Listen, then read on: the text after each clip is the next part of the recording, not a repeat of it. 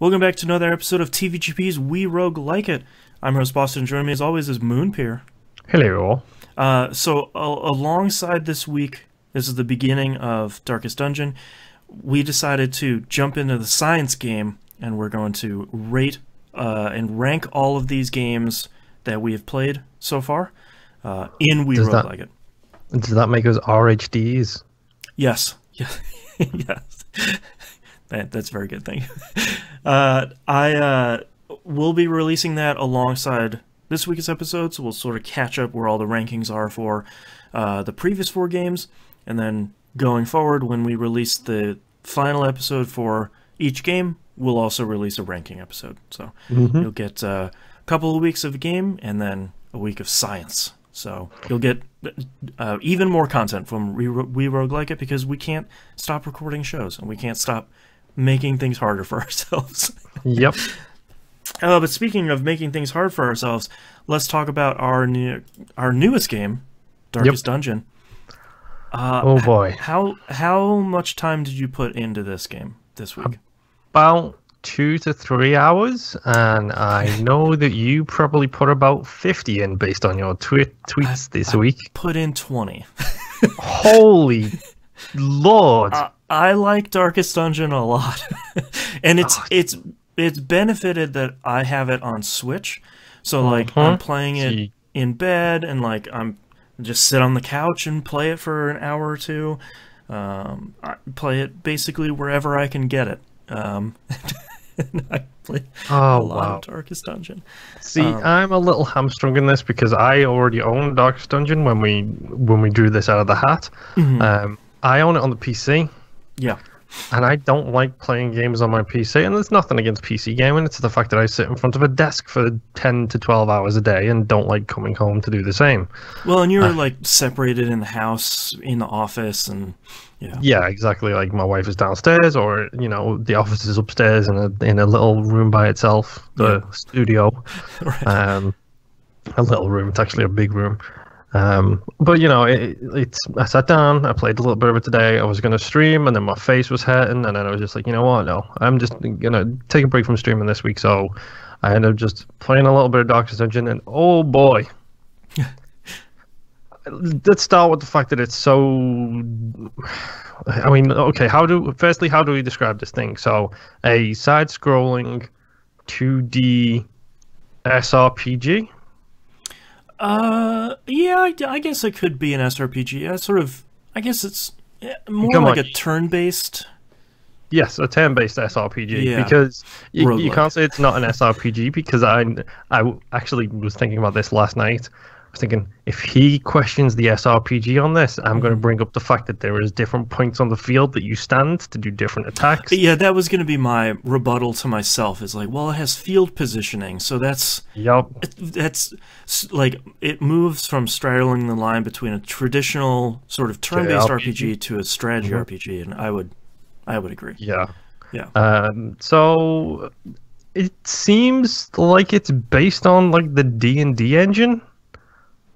Because I mean, I know it's not an official D&D thing, but it's got like ACCs and a whole bunch of stats that I don't know. I don't know what ACC means. That's your accuracy.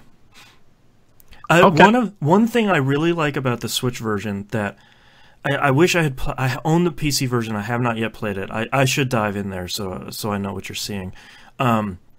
Is that there's a context sensitive help button. So basically, if you're looking at your character's stats, hit the minus button, and the glossary slides in from the left and says ACC's accuracy, dodge is your dodge chance, and that sort of stuff. Mine on the PC it's H, hold H. Okay. Because I did start to use this with the controller, and then of course it's mapped to the PlayStation controller buttons. That's weird. It has 0 options to change that for me. So unless I want to go down the GOG mod hole, I'm okay. So I ended up playing mouse and keyboard instead, and it was one of those things where I'd press H and it would just fill the screen with a wall of text, and I was just like, oh boy. Okay. Yeah, I'm actually, part of what I like about the Switch version is I use it half touchscreen and half D-pad and buttons, Well, actually, you have to use the D-pad and the analog stick. And part of what I like is I can actually just tap on a character and drag them into the bar or the sanctuary or wherever I want to go. Yeah. Finding out more info about them, you just double tap them, and their whole character sheet pulls up. Yeah. But then moving through the dungeon, I can just use the D-pad or the left analog stick to move, the right analog stick to pick where I'm going. Once you hit a room, to pick your direction that you're going to go next. That's not too bad, actually. Yeah. Mouse and keyboard is, well, it's mouse and keyboard, so you already know what you're in for in that kind of thing. I will say so far that it's a very intriguing game. It's very interesting. Yeah. I think it's been stated since the first time I saw this game, which was probably Alex on Giant Bomb singing this game's praises. Art style is incredible. It's so good. It's like a super dark, gothic kind of medieval art style. It's and like Eldritch art style. Yeah, it's a truly amazing art style. The controls are simple enough. Dude, learn from my mistakes. Don't walk backwards, folks. Don't ever walk backwards. I made that mistake on a run where my sanity on all 4 characters was fairly high, and these were characters I wanted to keep. I should have just escaped from the dungeon, and I didn't because I got greedy. And I started walking backwards, and boy, that went wrong immediately. Yep. I missed a curio in one of the corridors. So I was like, oh, I'm just going to walk backwards and get this curio. Insanity. Bad idea. Yeah. So I've done a couple of runs so far, and like not a whole lot. I've done a couple. My roster is now at 10 out of 12. Okay. I already have a favorite character, which is the leper. The leper is really good. A frontline only kind of character, but oh boy, when he hits hard. Yeah, I actually put the leper in the 2nd slot. Unless I have a man-at-arms, and then I put them in the 2nd slot. Well, I don't think I've run across a man-at-arms yet. I think so far my roster's like 3 Crusaders, 1 Highwayman, like one of the Crusaders and a Highwayman is the 2 people you start with. A Grave Robber, not a cleric, but kind of that kind of class. Like she's a I would have her wrote down Vestal. Yes. Yeah. And I think I've got. I've got 2 Plague Doctors. Oh yeah, Plague Doctor. I need to use more. They're good. I spent the majority of my time, probably the first 10 hours, getting as far as I could in a dungeon, getting the people that in my party as crazy as possible, getting back to town, and kicking them out of town. Kicking them out of town? Yep. Like, you're crazy, get out. Because as soon as you go back to town, you always have 4, or once you upgrade the carriage to 6 people, you have 6 people you can pick from, scoop all of them up, and just rinse and repeat until you have enough money and like enough God, what do they call the busts and the picture frames? Yeah, like the heirlooms or whatever they're called. Until you have enough heirlooms to like start ranking up a bunch of your buildings. And then at that point I found out, okay, well I can have like, now I have 16 people in my party. Or like whatever the thing on the right hand side is, like it's like the roster. Roster. That's the word I'm looking for. A normal word that my brain forgot. So you can sort of have like an A, B, and C team. So like my A team went in and fought a boss and had a really tough time, and their sanity is really high, and they got like maybe a red benefit, one of those negative traits. I've got so many of those. Yeah, so it's like, all right, they got a negative trait, so I'm going to send them off to the sanitarium. They're going to lose a little bit of they're going to lose their negative trait. They're going to lose a little bit of we're going to cover their sanity. That's a better way to say it. And then after a couple of days, they'll be back and ready to fight. And then like my B team can go in and finish like a medium length mission to go explore 90% of the rooms. It'll give me some money, give me more heirlooms and that sort of stuff. That so far has been once I upgraded the blacksmith and the guild hall and the all that stuff a little bit, now then I could start saying, all right, I have people that are coming into my camp that couldn't be level 1 or level 2 just to begin with. Now I can start building those people up. And that was hard for me to do at the beginning. I was like, oh, you got me through the dungeon, and like, you were so good, but you got to get out of town. Yeah. Yeah. Yeah, I mean, I'm still in the process of being introduced to everything. Like, there's one thing this game likes, it's systems. Yes. Well, boy, does it like its systems. Like, Yep. even something like the, what's it called? The blacksmith? Or no, not the blacksmith, the guild, where you can unlock the secondary and tertiary skills for everybody, but you can only equip 4 going in at any particular time. It's like, okay, sure. Smile and nod. I'll get there eventually. Took me the longest time to realize while in a dungeon, if I just use food, I can heal my people between battles. Yep. Took me ages to figure that out. So then I figured it out. I was like, okay, so I'm not wasting as much food now because I'm going in with 20 and I'm coming out with like 18. And it's like, well, that was useless. Yeah, I was using that for a while until I realized it wasn't really, at least later on, the juice isn't worth the squeeze for food. So I'm actually bringing in very little food, like 8 pieces.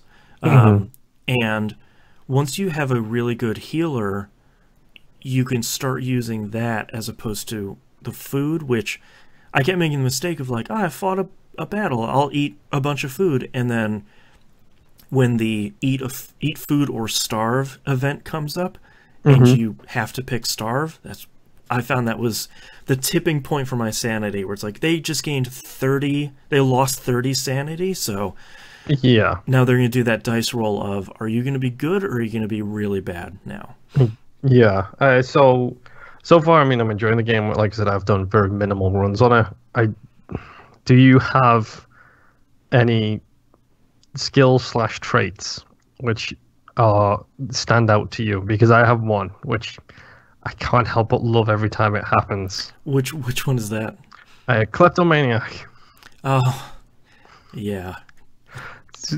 So my highwayman has that. Oh boy.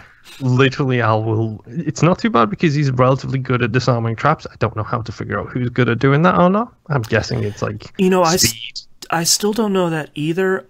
Every time I interact with a trap, if I see them on the ground, because I am trap blind half the time, a lot of times it seems like it just picks a random person out of my party and said, all right, they got rid of the trap. But it's whoever you click on. It's whoever you have highlighted. Right. If you Gotcha. like, it's the same way to like open chests and stuff like that. Like my leper is like super duper like really high HP, so I always have them open chests in case they're trapped. And then if they take damage, then they're gonna be fine. Yeah, or if they have bleed on them, like that won't make a difference. Exactly. Whereas like I'll always have my highwayman or my grave robber are the 2 people who, depending on who I've got, I will have them. Click on them, then click on the trap, and then it's those who go to actually try and disarm it. That would make more sense, yeah. So far he's got like a 3-in-1 success to failure ratio right now. So I'll take that at any day, especially in this kind of thing. It took me ages to figure out the curios and figure out how to equip them. The trinkets? Yes, stuff like that. Yeah, I don't use a lot of trinkets because I feel like the majority of the ones that I have been getting, except for the very, very rare ones, are like 5% increased accuracy, -2 speed. And it's like, boy, enemies most of the time are going before I do anyway, so that's getting a hit to speed is really hurting me. Yeah, I've got one guy who's got 2 on. One is a cursed, a bloodthirsty ring, so they don't ever eat. Oh, okay. But they don't ever eat, but they do like more damage and only receive like they -25% for any healing spells put on them. Okay, that's not terrible. But because of the damage buff that they get from that, I found another one which was an increased speed but reduction of protection. But because the ring gives them more HP, right. I kind of balanced them out a little bit with that. Interesting. So he hits like a tank, but tends to, get hit more often than not. Like, he doesn't dodge at all. Right. He'll just stand there and take it. To answer your question, there was one. I wish I brought my Switch because the leader of my main party has it on her. It's a positive trait that says there's a chance to turn any miss into a hit, and that means that this person very, very rarely misses, which is really, really good. That's pretty cool. Have you had the Klepto one happen? I have, and as soon as I realize what it is, they get out of my town. Like, because there are a bunch of times where I actually don't want to go open the thing I've run into in a hallway, especially on really long runs, because they rank them in like short, medium, and long. Long runs are really long. Yeah. So if I have a party that's going through and I'm managing their sanity well enough, I could be halfway through and each party member could only have like 1 pip of sanity, that has built up. So at that point, I'm not opening anything, because unless I know that, like, I run into a chest, I can feed a key to it, it'll give me extra loot, I'm going to open that one. But if it's like a beast corpse, it's like I cannot afford to have plague right now, or blight. I'm just walking right past. Yeah, I just love the animation thing it does for it, where it's just like nothing can remain unopened, and he just runs up and opens it. It's just it's probably more painful than it will be as it goes on, but it's so funny to me. Speaking of my party, God, I have so many notes for this game. My favorite team front to back, from like the first position to the last. First one is Hellion. That's that lady with like that staff with the axe on it. Haven't had one yet. They're crazy good because they can do a ranged bleed attack, but they also have an attack that is probably my favorite one. I think it's called Iron Eagle. They have to be in the first slot, and the enemy has to be in the last slot, but it does an incredible amount of damage, and it does really well on like those stupid skeletons that splash you with the goblet. Yeah. I hate those guys. So they're usually in the last slot, so I usually do that and manage to hit them pretty hard. Man at Arms is in my second slot. That one is really important because they have a skill, and I don't remember what the name is, but basically they'll do a little bit of damage. It'll be like 2 damage, it's nothing, to the enemy, but they'll mark themselves, and they'll get a counterattack. So for 2 or 3 turns, all the enemies are going to attack them. They have high protection, but they're going to counterattack on a lot of enemies, and that's it. Also does it for multiple attacks. So if there's those like those bandits that hit all 4 people at once, your guy is going to hit them back. That's pretty good. Vestal for healing. They have boosted single target healing and party healing. My biggest tip for managing sanity is get a Vestal and spam their party healing. They are my, and I'm pretty sure I have a Vestal in my 3rd slot. Well, their party healing has a really good chance of critting, and every time you crit a heal or like crit an attack on the enemy, you regain some sanity. So spamming that makes it a lot easier. And then last slot, of course, is Arbalest, the giant crossbow wielding lady. Don't have one of them yet either. Yeah, that one's really good, mostly because of range damage. They can hit anybody in the back 3 slots. And anybody in the first slot, they have a attack called Bola that just hits the people in the first 2 slots. Yeah, I think mine are, my order is Leper, weird Holy Knight person, kind of like a Templar, but not a Templar. Yeah, I forget, Crusader, I think? I think that's it. So I've got Leper 1, Crusader 2, Vessel 3, and my 4 has a Plague Doctor, because the Plague Doctor just buffs and debuffs like crazy. So yeah, it has that poison blight grenade. Yep, it's something that I've been trying to do more with this, because I'm never good with buffs and debuffs in any form of RPG. Right. So I'm trying to embrace it a bit more with this. and I'm using them to just basically throw potions at everybody. It's like, oh, potions at the enemies, potions at my guys. Just Yep. keep spamming those potions on everybody. Have you used the Abomination unit? No, I have Okay. I have a trinket for them, but I Okay. don't. I haven't. I had won't one yet. spoil that then. That was a fun discovery of finding out exactly what that unit does and its pluses and minuses. Are they like an eldritch monster or something? No, I have run into an Eldritch monster. I posted it on Twitter. I made a mistake that there was like this tree branch that came out of the ground that had a red orb in it. And it said, you know, insert a torch in here. And I went, sure, when has that ever gone wrong? It went super wrong. I had to escape from that fight, and it affected my sanity so much I had to escape from the dungeon. Like there was Nice. just there's no way after that one that I could recover. Okay. What else? I'm surprised there's no turn order display. Yes. there's It that seems little- like the little golden bar next to people's Yeah, things. there's like that little golden pip that's like this person hasn't gone yet. But I'm so used to in a lot of RPGs having this turn Yeah. order in the corner of Thank you, Final Fantasy X, for making that popular. yeah. When's the first time I ran into it? The first Grandia, maybe. Oh yeah, the Guardian Saturn. had it as well. Yeah, and probably a bunch of stuff, you know, back on the PC. But have you run out of Torchlight or gotten ambushed at camp? Nope, not yet. There's a really cool black and white effect where it just washes all the color out of the picture completely, and that's a super cool effect. I'm surprised we haven't talked about the narrator yet. Really, really cool. Very, Yeah. very good voice acting. I wish the subtitles were smaller and didn't cover up the bottom half of my screen. You can move the subtitles to the top as well, I might have to do that but because they are big. it's big and it's got that like what's the word? Like the faded, like it starts thick black at the bottom and it fades out as it gets Yeah. towards the top of the subtitles. And that when I'm in the middle of a battle, it comes up and covers like the bottom third of my screen. I'm like, well, I can't see anything right now. Yeah, I It's a actually had to better one. turn it off because it's too much.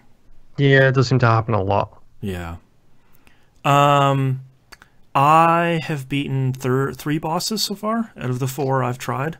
Nice. I haven't faced 0 bosses, I think. It's a really cool system where we have, you know, there's the darkest dungeon up at the top that's like level 6, where it's, I like when you pick it by accident and your whole party's like, please God, no. And then you have, what, 3 below that? 3 or 4? Yes. 3 zones, yeah. Yeah, I don't have any of the DLC, so I don't have any of the extra zones, because the game is like $25 by itself, and the DLC, all the DLC is pretty expensive. I really like how you level up each zone. Like you go in and you successfully complete one mission, and that levels up the zone a little bit, and then every time you level it up, a boss spawns in there. I fought, was it Necromancer Apprentice, which was fairly easy. The Wizened Hag was not super easy. I fought another. Oh, I fought the 8-pound grouper. I think was maybe it. It is not the boss I was expecting it to be, so I'm not going to spoil Okay. that. Is it a giant fish? It is not. That's what I was Okay. expecting it to be. But it's something different. And the last one I fought was the Siren, which really sucks because she steals a party member from you. That sounds like fun. And she stole my heavy hitter, my Hellion, and just proceeded to start one-shotting my team. So I thought, I'll escape. Let's just get out of here. She Lost the Hellion. Yeah, she kept my party member. I was like, great, all right. So I'm down to 1 person escaping this dungeon, and the other 3 are dead. So Yep. that's great. I have not yet been back to fight her because I sort of don't know what my party makeup is going to be to go do that next time. Yeah, I mean, I'll be honest. Like the hood needs some work. Like, there's so much information, but so little information at the same time. It's like when I'm Yeah. highlighting each individual zone, it's like, okay, what's that button do? What's that button do? What's that button do? All of these buttons are the same, but what do they do? And it's just like, Yeah. it could do with a better explanation. Like the break-in period is pretty good, but it's still there's a lot going on the screen at all times, and it's like, oh, okay.